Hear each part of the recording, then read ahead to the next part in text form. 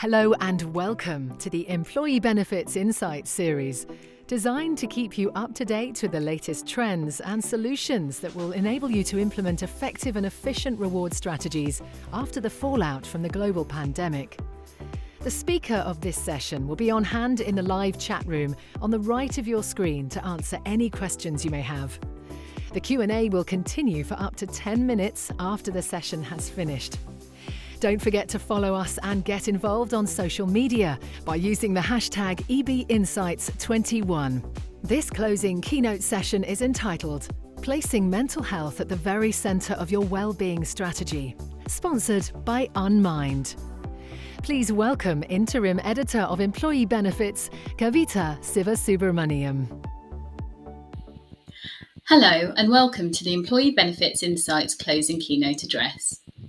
Our speaker this afternoon, Claire Walsh, is Health, Wellbeing and Injury Prevention Manager for the UK and rest of world at BAE Systems. She will explain how to foster a culture that builds a mentally healthy workplace, how to implement systems that ensure mental well-being remains high on the strategic agenda, and the ways in which you can give all employees the tools they need to keep their mental health in check. Welcome, Claire. Good afternoon. My name is Claire Walsh and I'm the Health, Wellbeing and Injury Prevention Manager for BAE Systems, covering our UK and rest of world business. At BAE Systems, we provide some of the world's most advanced technology-led defence, aerospace and security solutions. We employ a skilled workforce of 87,800 people in more than 40 countries. Working with customers and local partners, we develop, engineer, manufacture and support products and systems to deliver military capability, protect national security and people, and keep critical information and infrastructure secure. Workplace well-being relates to all aspects of working life, from the quality and safety of the physical environment to how workers feel about their work, their working environment, the climate at work, and work organisation. Workers' well-being is a key factor in determining an organisation's long-term effectiveness. To understand the different states of well-being, the Chartered Institute of Personnel and Development describes the well-being continuum. As the aim of any well-being strategy is to encourage both organisational and employee well-being, it is beneficial to highlight the words used to describe the various states of well-being, both positive and negative, that exist within the 5 domains described. Clearly, the aim of any strategy in action is to move or keep employees in a positive frame.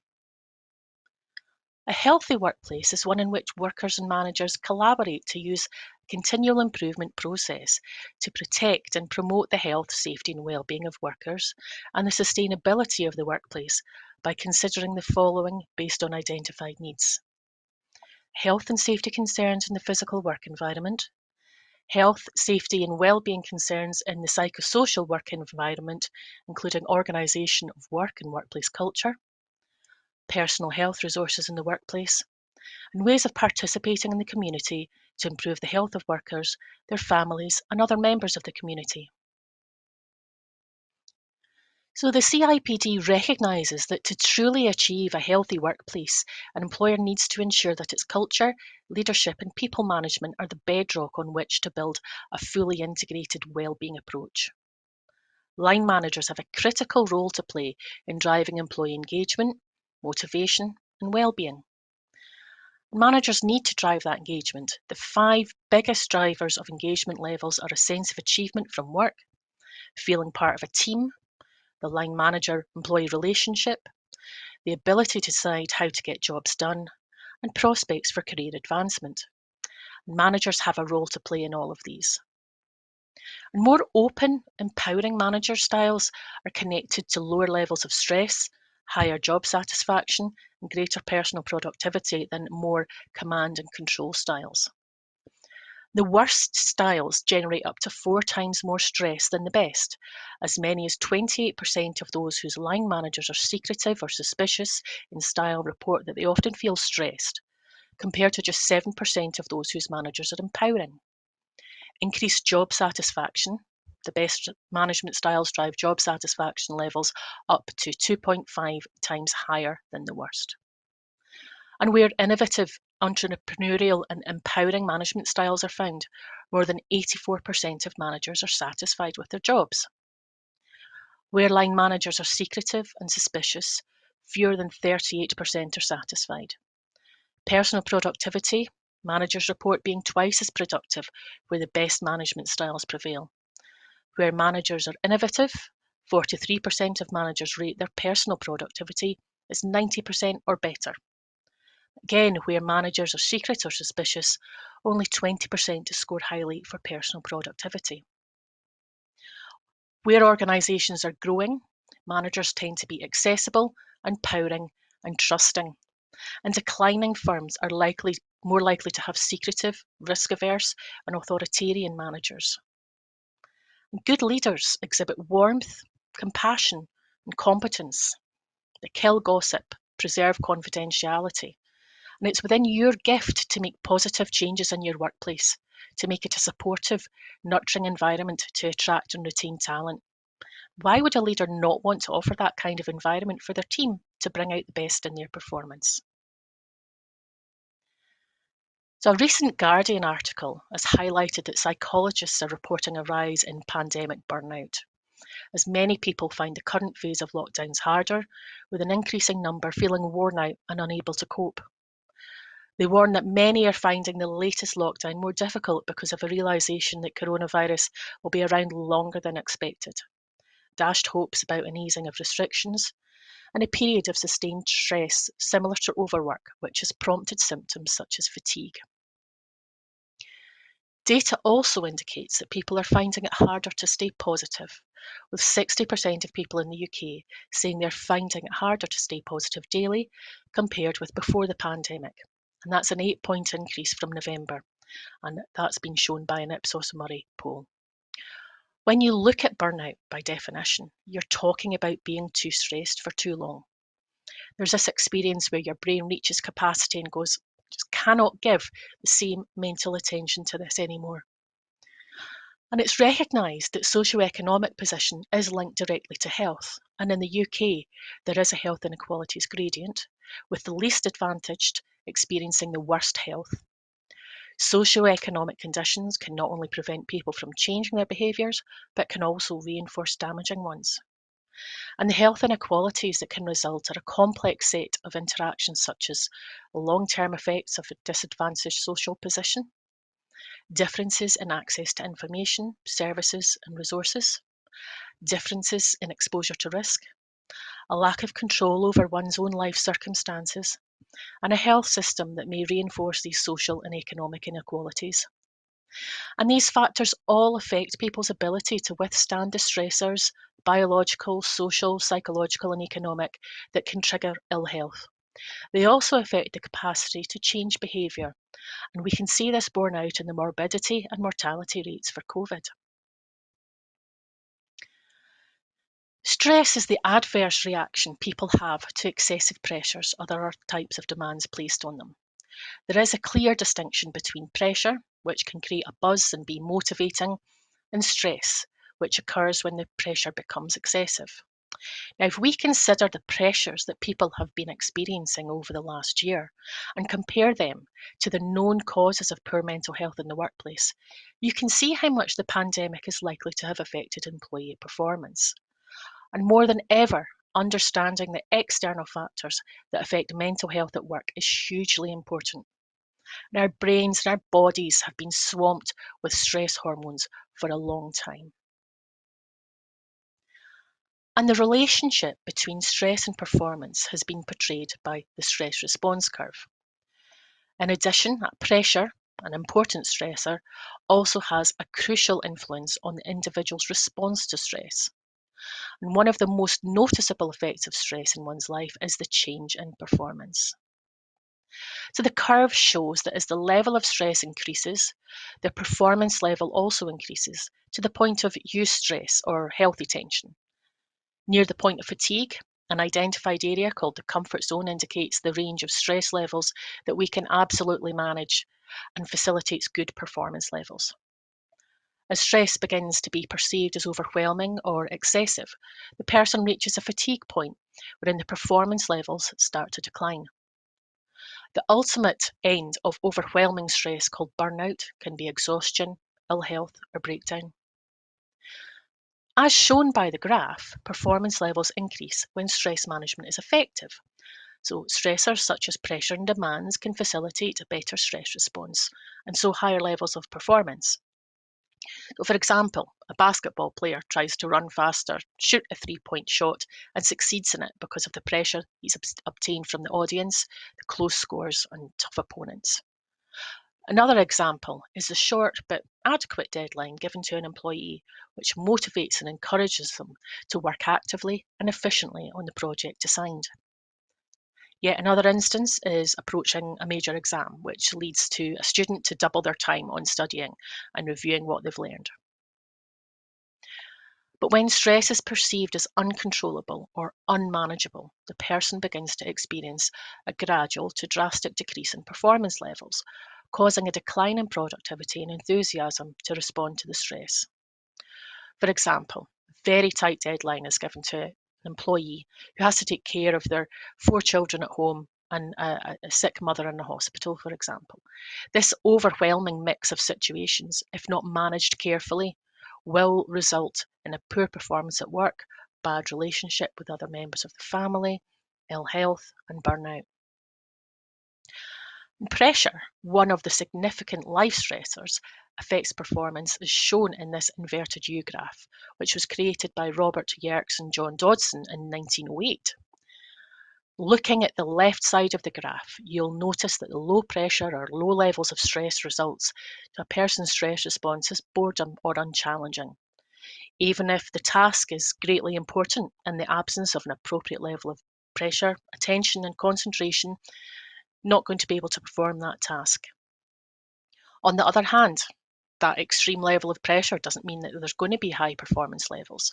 Again, it's the same as that result from the low pressure, due to unhappiness or negative feelings due to overwhelming stress. And we have this area called the area of best performance. And in that region, moderate pressure is going to result in optimum stress or stress that's manageable and lead to the highest levels of performance. We tend to think of stress almost exclusively as events that press in on our lives from outside, such as family disagreements, unreasonable managers, or financial troubles. But the majority of our stress in contemporary life is psychological in nature. It isn't the events that cause us stress, but how we respond to the stress. And the body's stress response is triggered by our perception of the situation. Being constantly in the stretch zone can lead to strain. Sustained demand without recovery can lead to people going into the strain zone. And if this is prolonged, this can develop further into overwhelmed, where stress and burnout occurs. Healthy and sustainable high performance occurs when people are able to move between the comfort and stretch. Our brains are not designed to be always on, and periods of recovery are needed between challenges. So where does this leave employees? These are the latest statistics from Business in the Community's UK-wide business research, covering the last 12 months. And what they tell us is that 41% of employees in the UK have experienced a work-related mental health issue in the last year, but only 56% of employees say they feel comfortable talking about mental health in the workplace. And in 2019-2020, in the UK, stress, depression, or anxiety accounted for 51% of all work-related ill health cases. And that equates to 55% of all lost working days due to ill health. And in total, the number of working days lost across the UK due to these conditions in that period was 17.9 million days, and an average of 21.6 days lost per case. The UK average of cost of poor mental health to businesses was £1,652 per employee, which includes absence cost, cost of presenteeism, and turnover cost. And of course, although these are significant costs, most importantly, if you have an effective mental health and wellbeing strategy, you'll have greater employee engagement, a more productive workforce, improved collaboration and innovation, and you'll be able to attract and retain employees. Research regularly shows that more can be done to tackle the stigma associated with mental health problems. increase awareness and provide adequate training for employees from all walks of life. And to do that effectively, you want to establish a business-wide strategy to act as a framework to support positive mental health at work and create psychologically safe workplaces throughout your organisation. That strategy should define clear standards to be achieved and provide common tools and collateral to meet them, such as policy, guidance, toolkits for managers, employees, perhaps mental health first aiders, defined training needs for different groups, an overarching communications and engagement plan and material, especially around events and awareness days.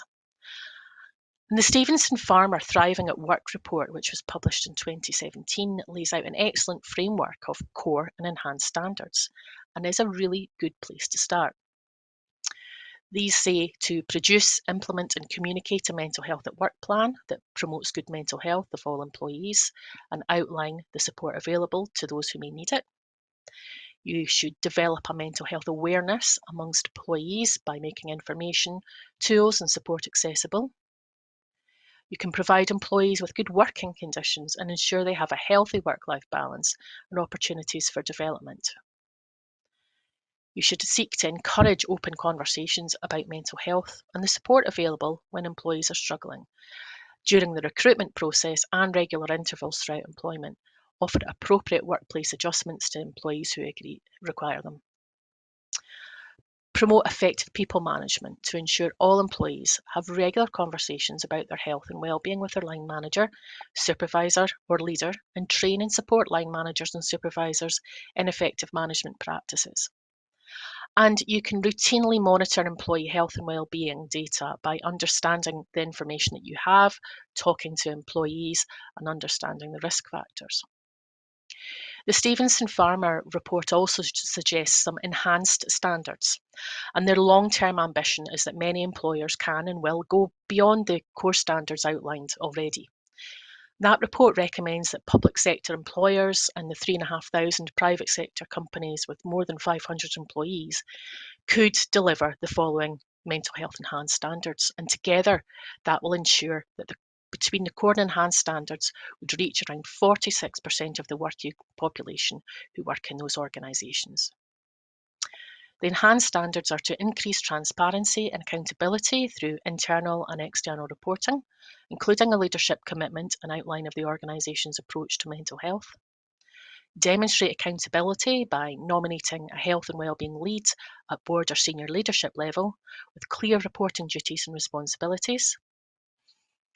Improve the disclosure process to encourage openness during recruitment and throughout employment, ensuring employees are aware of why the information is needed and making sure that the right support is in place to facilitate good employer response following that disclosure. Ensure the provision of tailored in-house mental health support and signposting to clinical help, including digital support, employer-purchased occupational health, or employee assistance programs or NHS services, amongst other sources of support. And larger employees have also got a significant influence through their supply chains, customers and contractors, and can use this influence to encourage and support smaller employers to implement the mental health core standards, as well as sharing resources and knowledge. And many smaller employees will also aspire to or be able to implement those enhanced standards. And if you look critically at your existing policies and procedures, you'll probably find that you already have the best part of the tools that you need. You can leverage these in your mental health work without necessarily having to make any changes. You just need to consider how you can influence how these are used. For example, in any business, planning for peaks and troughs of work make good business sense.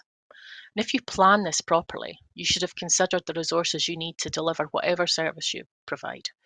If you have a plan to change and communicate effectively, employees will feel less disrupted about that change. So none of this is specifically about mental health or well-being, but as basic good management has the side effect of reducing the likelihood of those stress factors arising. And if you haven't already done so, get your health and safety team involved. Hazard and risk are the absolute cornerstone of that profession. We want to be looking at primary prevention, stopping mental health problems before they start. Stopping the problems before they occur and promoting mental health for all is about a universal target to communities. For example, many anti-stigma campaigns or mental health literacy programs. We then think about secondary prevention, which is supporting those at higher risk of experiencing mental health problems. Perhaps there's some biological characteristics they've been born with, or there's experiences that they've had. And again, there you're looking to provide targeted help and support.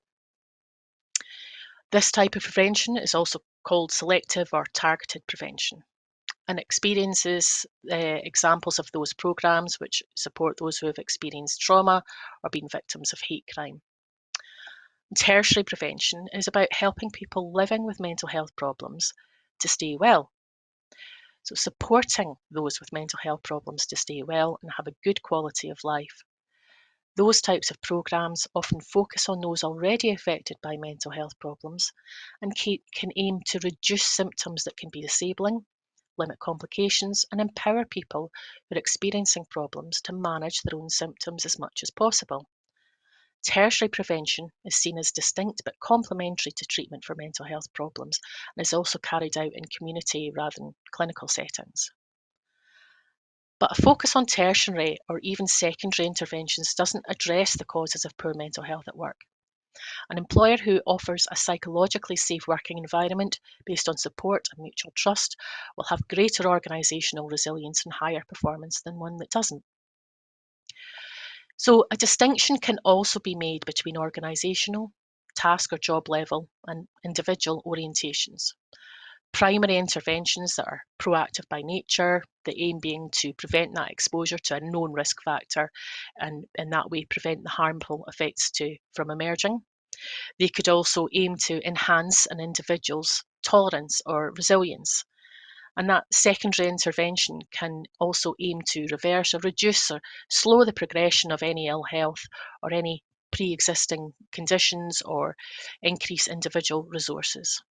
The secondary approaches may include early detection and treatment with the aim of reducing that severity or duration of symptoms and halt or slow the further development of any more serious or potentially disabling conditions. And the tertiary intervention is very much rehabilitative by nature, aimed at reducing negative impact and healing damages. So they're aiming to treat and manage an existing diagnosed condition and minimise its impact on the daily functioning through approaches such as rehabilitation, relapse prevention, providing access to resources and support, and helping people back into the workplace, because being at work is good for you. So I'd like to share with you some of the ways that we've been working to keep our employees informed and engaged throughout this difficult time. The first thing that was developed early on in March 2020 was a COVID frequently asked questions for our line managers and employees. And as you can imagine, it was updated very frequently. That was quickly followed by an information hub on the intranet. A COVID-19 workstream project was established to take the lead in developing information and support. And one of the work streams was employee wellbeing, and we developed collateral in that area, which was then added to the hub. And that covered information such as setting up a suitable working environment at home, tips for maintaining wellbeing.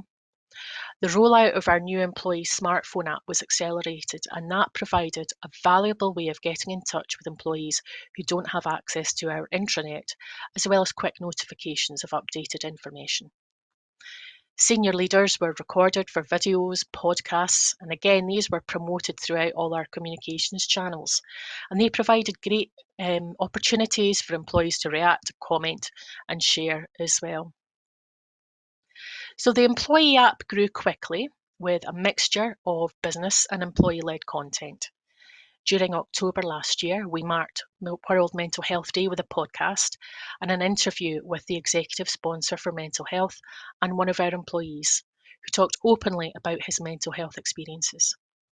That podcast started in our submarines business, and that's now developed into something that all of the business units can be involved with.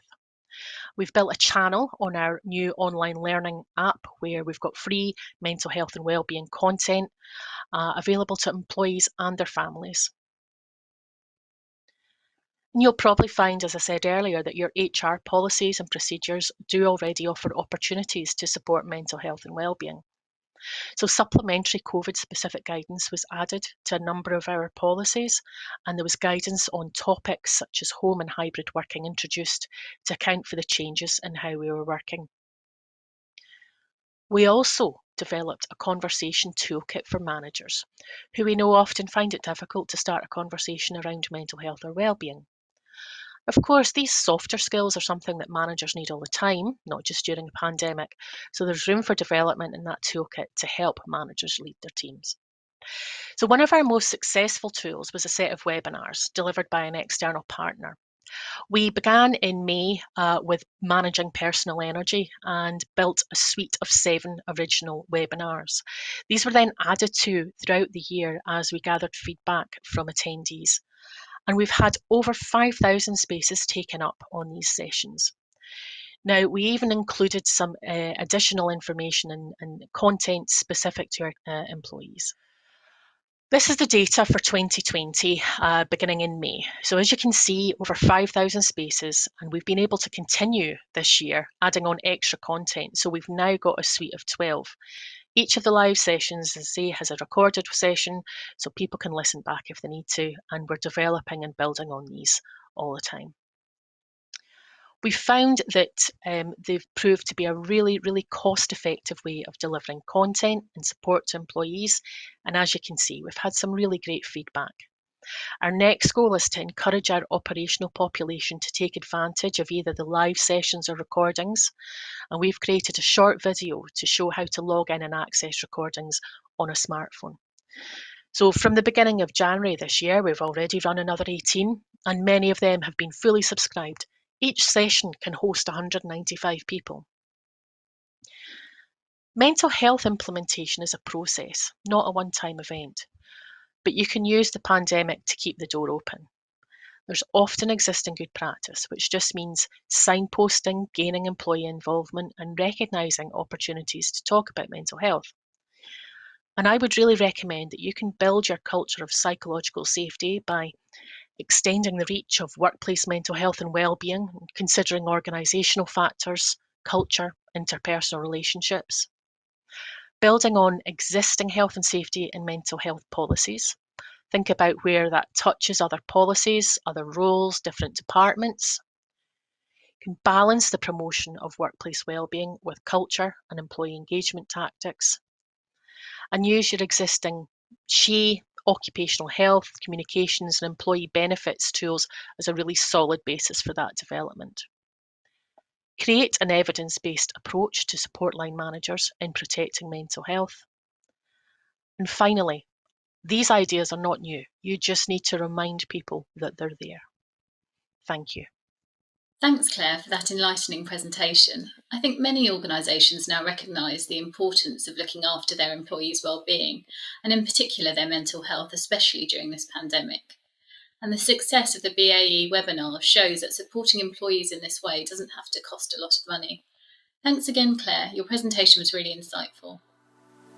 Ladies and gentlemen, that concludes our closing keynote session. Thank you to our sponsor, Unmind. Please be sure to ask any remaining questions you may have in the live chat. Thank you for tuning in.